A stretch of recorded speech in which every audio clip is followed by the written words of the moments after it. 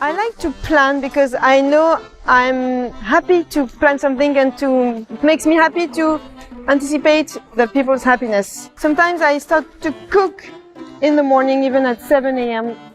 As much as I like to plan a meal and to share it with friends, I think when I do something that's not planned, it's super good too. But I prefer everybody to be happy around the table and laugh and, and if the food matters too much, then sometimes you lose something about the pleasure to be together.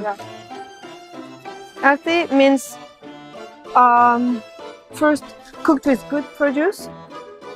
I mean, it can be in compote, it can be soups, it can be